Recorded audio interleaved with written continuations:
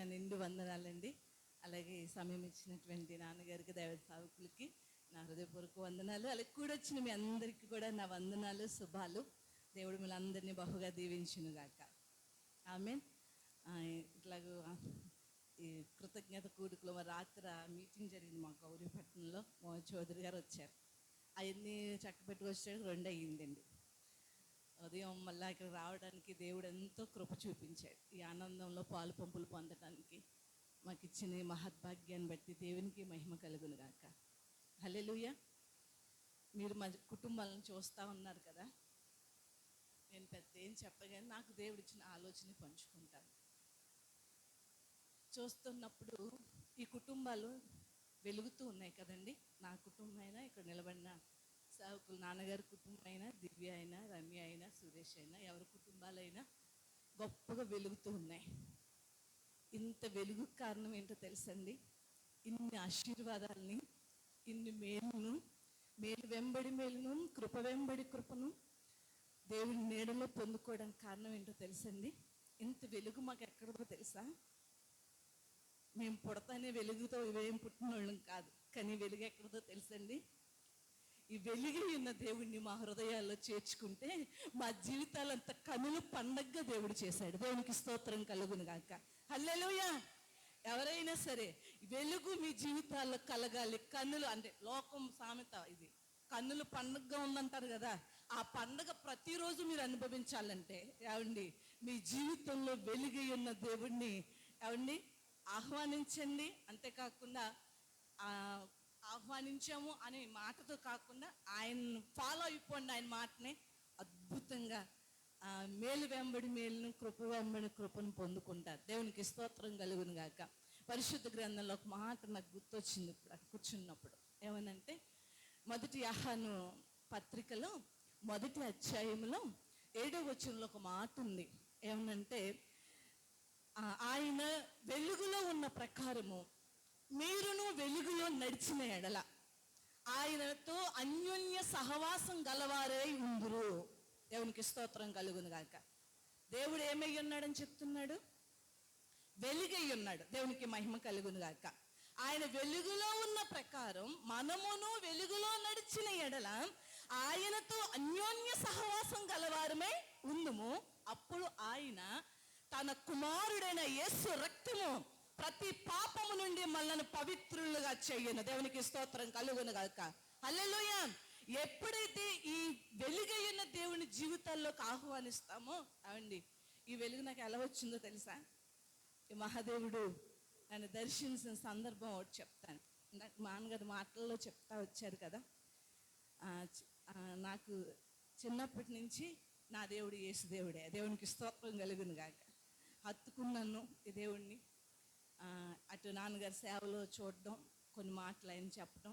నాకు మొట్ట బైబిల్ కూడా నాన్నగారే ఇచ్చారు, నాతో చెప్పారు. నాకు అసలు తెలుగు సరిగ్గా అసలు ఎందుకంటే నా చదువు కూడా అంత కొంచెం, ఎందుకంటే ఒక సంవత్సరం ఇంగ్లీష్ మీడియం, ఒక సంవత్సరం తెలుగు మీడియం, ఒక సంవత్సరం అట్లాగూ ఎలా అంటే అటు ఇంగ్లీష్ రాదు, ఇటు తెలుగు రాదు సరిగ్గా. అట్లా కొనసాగింది. అయినా కూడా ఎంత చదవాలి ఆ రాసి ఉంటా ఉండేది. అలా కొనసాగుతూ ఉన్నప్పుడు దేవుడు నన్ను ప్రతి క్షణం బలపరిచింది ఆ దేవుని పరిశుద్ధాత్మ దేవుడే. దేవునికి స్తోత్రం కలుగును గాక. కృంగుతున్నప్పుడు లేవనెత్తాడు. అట్లాగే దైవ సేవకులు నాన్నగారిని ఆయా సందర్భాల్లో నేను బలహీనంగా ఉన్నప్పుడు, నేను ఏదైనా సమస్యలో నాన్నగారు ఎలా ఉందంట అమ్మతో చెప్పినప్పుడు అమ్మ ఆయా మాటల ద్వారా నన్ను బలపరుస్తూ ప్రోత్సహిస్తూ నా కొరకు మిదిమిక్కిలి గొప్ప భారమైన ప్రార్థనలు చేస్తారు. అందుని బట్టి దేవునికి మహిమ కలుగును గాక. ఒకరోజు మేము వైజాగ్లో ఉన్నాం. ఉంటూ ఇంకా పాస్టర్ గారు అక్కడ అసిస్టెంట్ పాస్టర్ గారు చేస్తున్నారు వైజాగ్లో. నేను ఇంట్లోనే ఉంటున్నాను. అప్పటికే దేవుడు సేవార్థమైన పిలిపించాడు.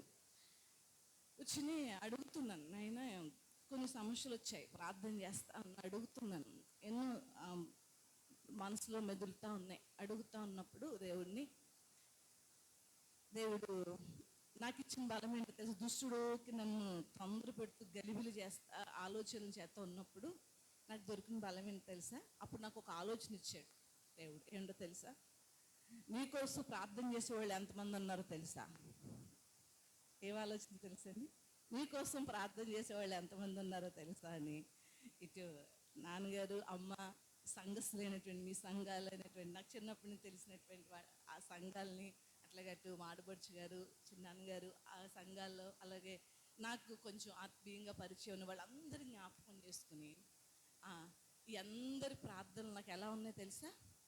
కంచిలా వేసాడని చెప్పి దేవుడు నాతో మాట్లాడాడు. దేవునికి స్తోత్రం కలుగును గాక. హల్లెలూయా.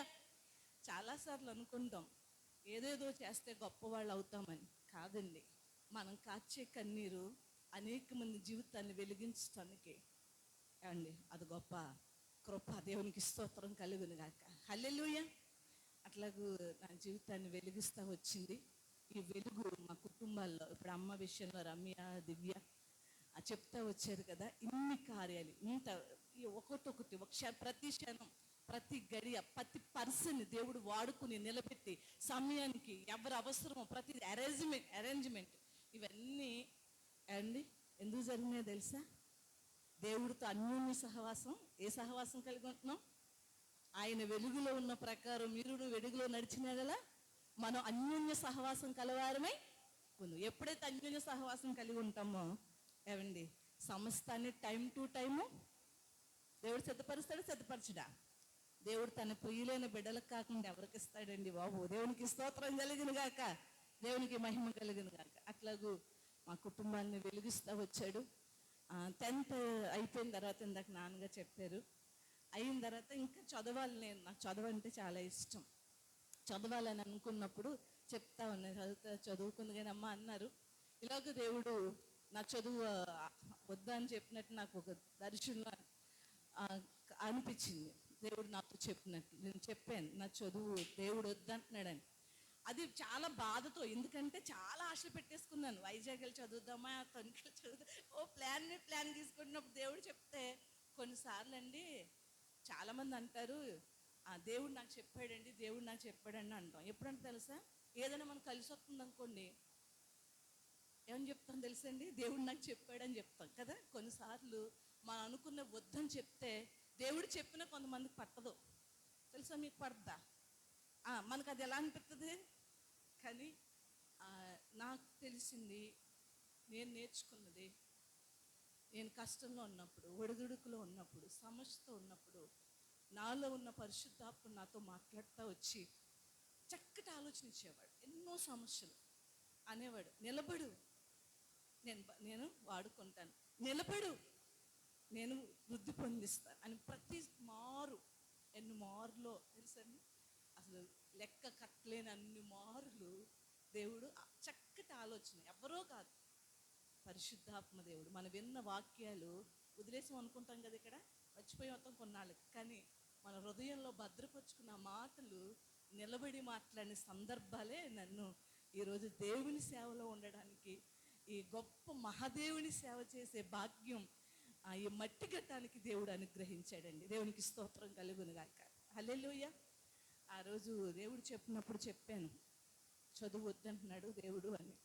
చాలా బాధతో ఏడుస్తూనే చెప్పాను, ఎందుకంటే బాధగానే ఉంది చదువు మానేయడం అంటే. తర్వాత మ్యారేజ్ అయిన తర్వాత అక్కడికి వెళ్ళిన తర్వాత దేవుడు కృపను బట్టి ఆయనకు ట్రైనింగ్ చేయడానికి నేను అంతకుముందు అడిగాను, వివాహ విషయంలో అడుగుతూ వచ్చాను. నా తాతగారు సంబంధాలు చూస్తూ ఉన్నప్పుడు నాన్నగారితో కూడా చెప్పేతా ఉండేదాన్ని, దేవుడు నమ్ముకున్న వాళ్ళు కావాలి అని అట్లా ప్రార్థన చేస్తూ వచ్చేవాళ్ళం. వస్తూ ఉన్నప్పుడు దేవుడి సన్నిధిలో అడిగేదాన్ని, నాకు ఇచ్చిన దేవుడిచ్చిన ఆలోచన, నా సొంత జ్ఞానం వల్ల కాదు, కానీ నాయన మొదట నన్ను వివాహం చేస్తున్నప్పటికీ వ్యాపారస్తుడే, ఉద్యోగస్తుడు అవ్వాలి, నన్ను పెళ్లి చేసుకున్న తర్వాత ఆయన గొప్ప సేవ చేయాలని ప్రార్థన చేసేదాన్ని.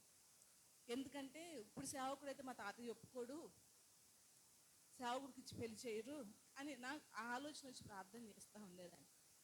పెళ్ళైన తర్వాత 3 నెలలకి ఈయన సేవకు వస్తే దేవుడు నా ప్రార్థన నాకు ఎంత స్తుతించని, ఇప్పటికీ స్తుతిస్తాను. ఈ దీనురాలు చేసిన కొన్నిసార్లు మన మాటలు ఎవరితో చెప్పినా పట్టించుకోరండి, మన మాటలు అంత లెక్కలోకి తీసుకోరు. కానీ ఈ మహాదేవుని దగ్గర మనకు కార్చిన కన్నీరు ప్రార్థన ఎంతగా ఉంటాడో తెలుసండి. ఎంతగా ఉంటాడో తెలుసా? అద్భుతంగా విని సహాయం చేస్తాడు. మన ప్రార్థన ప్రభు పని కొరకు అయి ఉంటే గనక, దేవుని కొరకు ఆశ కలిగేది ఉంటే గనక, ప్రార్థన, నా ప్రార్థన కాదు, ఇక్కడ ఉన్న ప్రతి అందరి ప్రార్థన ఉద్దేశం ఏమై ఉండాలి? దేవుని కొరకు అయి ఉంటే మాత్రం అద్భుతంగా దేవుడు ఆలకిస్తాడు. దేవునికి స్తోత్రం కలుగును గాక. అట్లాగా ఆ రోజు అర్థం చేస్తూ వచ్చినప్పుడు ఈ సంబంధం రావడం, వివాహం అవటం, 3 నెలలకు సేవకి వెళ్ళడం, ట్రైనింగ్కి నేను వెళ్ళాను ఫస్ట్. తర్వాత నాకు కన్సీవ్ అయ్యాను, బాబు పుట్టాడు. పుట్టిన తర్వాత ఇంకా వాడు నెలల పిల్లాడు. ఇక్కడ నుంచి అత్తారింటికి వెళ్ళిన తర్వాత నన్ను కూడా ట్రైనింగ్ వెళ్ళమంటున్నారు. ఫస్ట్ ఇయర్ అయింది దీనికి, బైబిల్ ట్రైనింగ్, నన్ను వెళ్ళమంటున్నారు. పిల్లోడిని, చంటి పిల్లోడిని వదిలేసి వెళ్ళాలి. నేను అనుకుంటున్నాను, అప్పటికి నాకు తెలియదు ట్రైనింగ్ ఉంటుందని, కానీ సేవ ఎలా చేయాలని తెలియదు. సేవ అంటే మామూలుగా దేవుడు నడిపించి ఇలాగ మామూలుగా ఉంటుంది మనకు తెలిసింది. దేవుడు అప్పుడు చేస్తాడు, అలా నడిచేస్తాం అనుకునే తప్ప ట్రైనింగ్ ఉంటుందని అది తెలియదు అసలు నాకు. తెలియక అందరూ ట్రైనింగ్కి వెళ్ళు బాగుంటుందని అక్కడ మాడబోచుకలు ఆయన అందరూ చెప్తా ఉంటే, నాకేమో ఏం ట్రైనింగ్ అంటున్నారు ఏంటి, సేవ చేస్తానంటే ఏం అర్థం అవ్వట్లేదు. అర్థమవుని పరిస్థితులు ఏం చేయాలో తెలుసండి. ఒక రాత్రి పిల్లని అక్కడ పొడికేసి మంచం మీద చేసాడి మీద, అక్కడే మంచం దగ్గర మోకరించి రాత్రి అంతా మోకరించి ఏడుస్తూ అడుగుతానే ఉన్నాను నేను, దేవుడు నాయనా ట్రైనింగ్ అంటున్నారు, అది వెళ్ళాలా మనం, నాకు తెలియట్లేదు, అది వెళ్ళడం నీ చిత్తమా? నాకంటే అంత అవగాహన లేదు నాకు సేవ కొరకు అని అడుగుతూ ఉంటే, ఆ రాత్రి తెల్లవారుజాము అయిపోతుంది. అలాగే అలా మాగానిగా అక్కడే మంచం దగ్గర తలవాల్చుకుని పట్టి దేవుని హస్తం, బలమైన వెలుగు హస్తం వచ్చి నన్ను తాకి. అప్పుడు నాకు అనిపించింది దేవుడు వెళ్ళమంటున్నాడు అని చెప్పి. దేవునికి స్తోత్రం కలిగింది. అప్పుడు తెల్లారు లేసి వెళ్తానండి బైబిల్ ట్రైనింగ్ అని చెప్పి అప్పుడు నిర్ణయించుకుని దేవుని అక్కడ వాక్య తర్ఫీదు పొందడానికి నేను ట్రైనింగ్కి వెళ్ళాను. దేవునికి స్తోత్రం. ఎందుకు చెప్తున్నానంటే, ఇదనే కాదు, ఏ విషయమైనా సందిగ్ధం ఉన్నప్పుడు, ఏం చేయాలో అర్థం కానప్పుడు, ఆ పరిస్థితులు, అనారోగ్య పరిస్థితులు, ఇవి ఏమైనా సరే దేవుడి దగ్గర అడిగితే ఆయన అంటాడు. ఒక పాట ఉంది కదా, సమస్తానికి ఆయనే పరిష్కారం. ఆయన దగ్గర పరిష్కారం లేని ఉందండి? ఉందా? పరిష్కారం లేని సమస్య ఉందా? ప్రతిదానికి ఆయన ఏమిస్తాడు? ఏసే ప్రతిదానికి పరిష్కారం. కనుక మనం ఆయన దగ్గర అడగటం నేర్చుకుంటేనండి, ఆయన చెప్పినట్టు నడవడానికి మనం ఇష్టపడితే ప్రతిదానికి దేవుడు పరిష్కారాన్ని చూపిస్తాడు. దేవునికి స్తోత్రం కలుగును గాక. అట్లాగూ ఈ పైన ఎలాగో కొనసాగుతూ వచ్చింది. ఇలా తర్వాత ట్రైనింగ్ చేయడానికి, తర్వాత దేవుని సేవలో ఉండడానికి దేవుడు ఎంతో కృప చూపించాడు. ఈ రోజుకి అనుకుంటాను, ఇక్కడ సెక్యులర్గా నేను చదవలేకపోయాను, కానీ తర్వాత బిబ్లికల్గా మరి వాక్య తర్ఫీదును పొందడానికి 2 సంవత్సరాలు BTH చేయడానికి ఆ రోజు దేవుడు నాకు కృప చూపించాడు. దేవునికి స్తోత్రం కలుగును గాక. హల్లెలూయా. అట్లాగూ సేవలో వెళ్ళడానికి దేవుడు కృప చూపించాడు. అలాగూ మా జీవితం తర్వాత అంటే అక్కడికి వెళ్ళిన తర్వాత ఏం నేర్చుకున్నానంటే, ఏ సందర్భం ఏం మాట్లాడాలి, ఇవి కొంచెం అక్కడ ఏ సందర్భంలో ఏ పాట పాడాలి. ఎందుకంటే సేవ అంటే ఇష్టం, సేవ పిలుపు ఉంది, సేవ చేయాలి ఆశ ఉంది. ఇక్కడి నుంచి నాకు బాగా గుర్తు. ఒక సన్నివేశం చెప్తే నాకు అంత తెలీదో మీకు అర్థమవుతుంది. వివాహం అయిన తర్వాత ఫస్ట్ రోజు అక్కడికి వెళ్ళి, అదే ఇక్కడ తర్వాత వెళ్ళిన తర్వాత ఫస్ట్ సారి అత్తోరింటికి వెళ్ళినప్పుడు స్తుతి కూడా పెట్టారు. అక్కడ పెట్టి ఓ పాట పాడమన్నారు. ఏం పాట పాడని తెలుసా? నాకు ఇప్పటికీ అసలు అది సందర్భానికి అది మ్యాచ్ కాదు. ఏం పాట తెలుసా? నాకు ఎవరు లేరు ప్రభు, ఎవరు లేరు ప్రభు అని పెళ్ళి అడుగు పెట్టి స్తుతికోవడంలో పాడమని వస్తే ఆ పాట పాడారు. అంటే సేవ చేయాలని ఉంది, కానీ అది ఏ పద్ధతిలో చేయాలి, ఏ వేలో చేయాలి, ఎలా చేయాలి అన్నది నేను బైబిల్ క్లాస్లో, కాలేజీలో ఆ పద్ధతులు అవన్నీ కూడా నేర్చుకోవడానికి నాకు ఇక్కడ ఉండగా సేవ మీద సేవ చేయాలని తృష్ట కలగడానికి, సేవా పిలుపు, సేవా దర్శనాన్ని పొందడానికి కృపనిచ్చాడు చిన్నట్లోనే. అక్కడికి వెళ్ళిన తర్వాత సేవ ఎలా చేయాలో పద్ధతిని దేవుడు నేర్పించాడు. ఎందుకంటే నేను చెప్తున్నాను, ఆశ ఉంటే దేవుడు సమస్తాన్ని సమకూరుస్తాడు. దేవునికి స్తోత్రం కలిగిన గాక. అలా వచ్చి ఈరోజు ఘనమైన మహిమోన్నతుడమైనటువంటి ఈ ఘనమైన సేవ చేయడానికి దేవుడు కృప చూపించాడు. ఇంకా అమ్మ విషయానికి వస్తే చాలా సంవత్సరాలు నాకు పడిపోవడం, అప్పుడు మా పెళ్ళైన కొత్త అనుకుంటాను, మా బాబు చిన్న పిల్లాడు, అప్పుడు పడిపోయింది 2005. మా అబ్బాయి చంటి పిల్లాడు, ఇంకా మా అమ్మాయి పుట్టలేదు అప్పటికి. అప్పుడు పడిపోయి జారి చిన్నగా స్లిప్ అయి పడిపోయింది. అప్పటి నుంచి ఇప్పటి వరకు అండి దేవుడు ఎంతగా నడిపించాడు మీ అందరికీ తెలుసు. దేవునికి మహిమ కలిగిన గాక. నేను అంటాను కదా, ప్రతి మారు ఎవరు సహకరించారు, దివ్య చెప్పినట్లుగా దేవదూతుల్ని తోడుగా ఉంచి దేవుడే భుజాన్ని కాసి ఏమండి ఇంత పరిచర్య మీ మధ్యన చేయగలిగిందంటే ఎలా చేశారండి? దేవుని కృప. అందుకని అపోస్తలుడైన పౌలు అంటాడు ఏమని తెలుసా, నీ కృప నాకు చాలు, దేవుడి దగ్గరికి వెళ్ళి నాకు ముళ్ళు ఉందయ్యా అని ప్రార్థన చేస్తాడు. అవునా?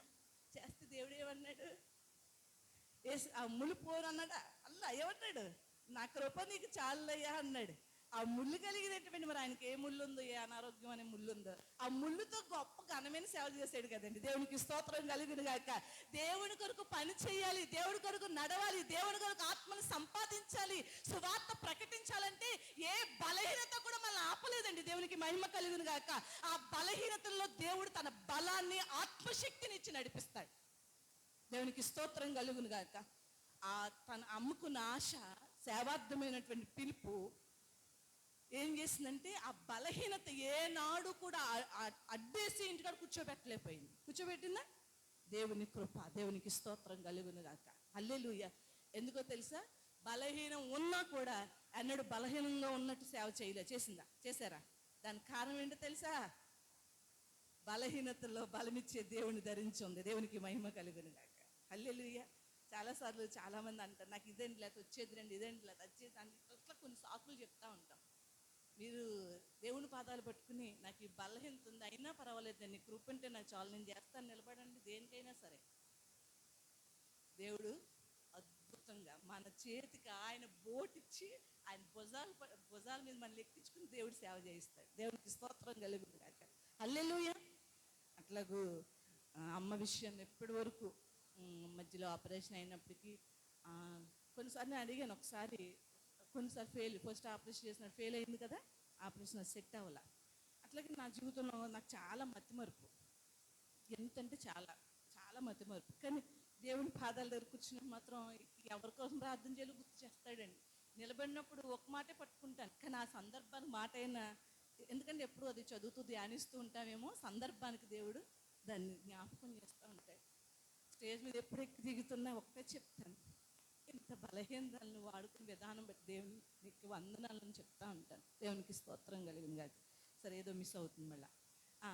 ఎట్లాగూ ఫస్ట్ ఫెయిల్ అయింది. చాలాసార్లు అనుకుంటా ఆపరేషన్ ఎందుకు ఫెయిల్ అయింది అనుకుంటాం కదా, అనుకుంటాం. కానీ ఓ రోజు నేను దేవుడి సన్నిధిలో అడుగుతూ మొదలెట్టాను. అమ్మ కోసం కదా, నా కోసం. నాకు బాగా మతున్నారు. పాస్టర్ గారు ఏదైనా తెచ్చి ఏదైనా జాగ్రత్త పెట్టంటే ఎప్పుడు ఇచ్చారనేదని, తర్వాత ఒక కాగితం మీద రాసుకుని పెట్టుకునేదాన్ని, పలానాది ఇచ్చారు, పలానా చోట పెట్టానని. అంత మతిమరుపున అమ్మ జరిగిన సందర్భాన్ని నుంచి కొంచెం వచ్చిందేమో అనుకుంటున్నాను నేను అప్పటి నుంచి నాకు బాగా మతిమరుపు ఉంది. అయితే ఓ రోజు నేను ప్రార్థన చేస్తూ, నాయన ఏంటి మతిమరుపు, నాకు ఎందుకు ఈ మతిమరుపు ఇచ్చావు నాకు అని నేను ప్రార్థన చేసుకున్నాను. ప్రార్థన ముగించేసి దేవుడు అంటున్నాడు తెలుసా, ఆ మతిమరుపు లేకపోతే నువ్వు బ్రతుకుంటలేవని చెప్తున్నాడు. దేవునికి స్తోత్రం కలుగును గాక. కొన్ని సమస్యలు లేకపోతేనండి, కొన్ని బలహీనతలు లేకపోతే, కొన్ని నష్టాలు లేకపోతేనండి, ఈ దేవునితో మనం అన్యోన్య సహవాసం చేయలేమేమో. మన నష్టాన్ని దేవుడు మేలుగా, అందుకే కదా విత్తనం అంట చచ్చిపోకపోతే అది మొక్క అవుతుందా, ఫలాలు ఇస్తుందా? శ్రమలు ఏంటో తెలుసా, అవే మనకి శ్రమలు ఏంటో తెలుసా, అవే మనకి దీవెన. కొన్ని ఫెయిల్యూర్స్ ఎందుకో తెలుసా, నేను అనుకుంటాను మన జీవితంలో ఫెయిల్యూర్స్, మన జీవితంలో కొన్ని సమస్యలు ఉన్నాయి కదా, అవి ఎందుకు అనుమతించాడు తెలుసా? ఫెయిల్యూర్స్ అంటే వేరే కాదు, కొన్ని నొప్పులు, కొన్ని బాధలు. ఎందుకో తెలుసా, బాధలో ఉన్న వాళ్ళకి ఒక మాట చెప్పాలంటే, నీ అనుభవం గొప్ప తెలుసండి. అనుభవంలోంచి మనం చెప్పే మాట ఎంత అద్భుతంగా కడదో తెలుసా మీకు. దేవునికి స్తోత్రం కలుగును కాదు. నేను అనుకుంటాను, చిన్నప్పటి నుంచి దేవుడు అందుకే నలిపాడేమో నాకు. అలా నలపపోతే ఈరోజు సేవలు అస్సలు ఉండనండి. నాకు తెలుసు, ఎదురైన పరిస్థితులన్నీ నాకు తెలుసు. దేవుడు నలపకపోతే సేవ లేదు. నేను నిలబడిన అసలు సేవకే రానేమో నలపకపోతే. అందులాగా అన్నీ నాకు అన్నీ ఏ లోటు లేకుండా అన్నీ మంచిగా ఉన్నాయి అనుకోండి, సేవకు రాకపోతేనేమో. కానీ లోటు ఉండటం వల్ల దేవుడిని హత్తుకున్నాను, అన్యోన్య సహవాసం చేసాను. యేసు తన కుమారుడైన యేసు రక్తం చేత ప్రతి పాపం నుంచి నన్ను పవిత్రాలను చేసి తన దివ్యమైనటువంటి మహోన్నతమైనటువంటి సేవలో ఉండడానికి కృప చూపించాడు. దేవునికి స్తోత్రం. ఆపరేషన్ ఫెయిల్ అయినా కూడా మూలపడకుండా, అవన్నీ అవునా, ఫెయిల్ అయినా దేవుడు ఏం చూపించాడు? నా కృప ఉంది, నీకు ఏముంది, నా కృప ఉంది, నడు సేవ చేయని లేడీలాగా దేవుని సేవ చేయడానికి దేవుడు కృప చూపించాడు. దేవునికి స్తోత్రం కలుగుదు. ఎన్ని పరిస్థితులు మన చుట్టూ ఉన్నా ఒకటే నమ్మండి, నాకు దేవుని కృప ఉంది, నాకు దేవుడు తోడున్నాడు, నాకు దేవుడు అండగా ఉన్నాడు, ఏం పర్వాలేదు. దేవునికి స్తోత్రం. ఆనాటి నుంచి ఎన్ని సంవత్సరాలు 2005 నుంచి ఇప్పటికి 19 సంవత్సరాలు 19 సంవత్సరాలు ఏమండి, ఇంత ఘనమైన సేవ మీ మధ్యన చేయడానికి దేవుడు కృప చూపించి ఈరోజు సరైన సమయం దేవుడిచ్చి ఆయా సమయానికి తగ్గట్టుగా మనుషుల్ని, డాక్టర్ని, ఇన్సూరెన్స్ని అన్నిటినీ కూడా సమకూర్చి ఏమండి దేవుడు నా మహిమార్థమే దేవుడు స్వస్థపరిచి బాగు చేసి మళ్ళీ నిలబెట్టాడు. ఎందుకో తెలుసా, నేను అనుకుంటాను ఈ ఆరోగ్యం అమ్మ కోసం కాదు. అమ్మ కోసం అనుకుంటున్నారు మీరు? ఎవరి కోసం? మనందరి కోసం. దేవునికి స్తోత్రం కలుగును గాక. హల్లెలూయా. ఎందుకో తెలుసా, ఆవిడకి ఆరోగ్యం ఉంటే ఏం చేస్తారు? మనందరి ఆశీర్వాదమే దేవుడు ఆమెను స్వస్థపరిచాడు. మనందరి దీవెనార్థమే దేవుడు అమ్మనే బాగు చేశాడు. దేవునికి స్తోత్రం కలుగును గాక. ఇప్పుడు అమ్మ బాగులు ఎవరు బాగుంది? మన అందరి బాగుంది. దేవునికి మహిమ కలుగును గాక. అమ్మ స్వస్థతలు ఎవరి స్వస్థత ఉంది? మన స్వస్థత ఉందా? అందరి స్వస్థత ఉంది. దేవుడు చేసిన కార్యం ఇంకా చెప్పడానికి సమయం సరిపోదు. అన్ని బట్టి దేవునికి మహిమ కలుగును గాక. దేవుడు మరింతగా అమ్మని తన సేవలో వాడుకున్నాడు. ఇంకా ఘనంగా గంపుగా దేవుడు వాడుకోబోతున్నాడు. అందుని బట్టి దేవునికి మహిమ ఘనత ప్రభావాలు కలిగిన గాక. ఈ సమయం ఇచ్చినటువంటి దేవదాసు నా వందనాలు చెల్లిస్తూ దేవుడి కొద్ది మాటలు దీవించును గాక.